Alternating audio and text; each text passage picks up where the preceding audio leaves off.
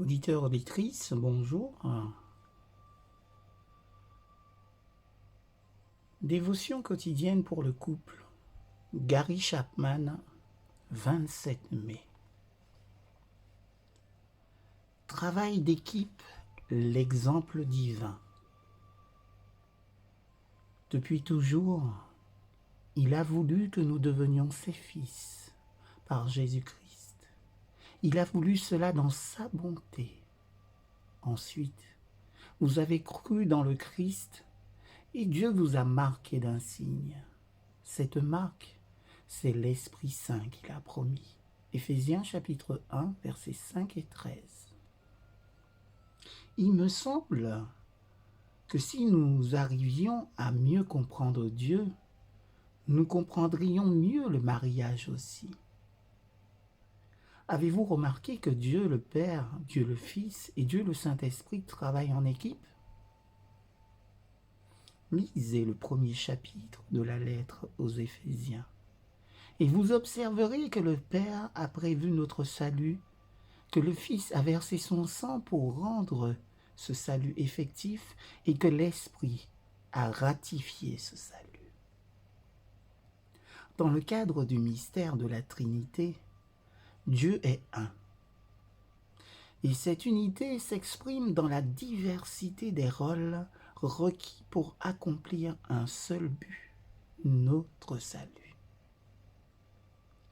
Les Écritures disent que, dans le mariage, l'homme et la femme sont destinés à former une seule chair. Cependant, cette unité ne signifie pas que nous soyons le clone l'un de l'autre. Non, nous sommes deux créatures distinctes qui travaillent en équipe afin d'accomplir un seul but, la volonté de Dieu dans nos vies. Dans les travaux courants tels que la lessive ou le ménage, ou bien dans les activités plus passionnantes telles que le volontariat pour la soupe populaire ou la conduite d'une étude biblique, nous nous complétons mutuellement. Le mari qui s'occupe des enfants pendant que sa femme anime une étude biblique partage un ministère avec elle. En vérité, les deux ne font qu'un dès lors qu'ils forment une équipe.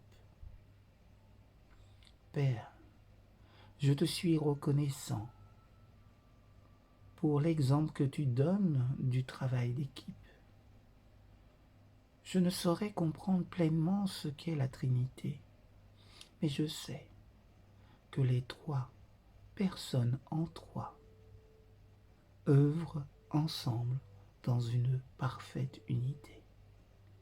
Je prie pour une telle unité dans le cadre de notre couple ou de la relation avec les autres. Aide-nous à fonctionner harmonieusement en équipe, à être généreux l'un envers l'autre et à ne pas dévier de notre but. Que notre mariage te glorifie lorsque nous faisons ta volonté. En Jésus, nous t'avons prié.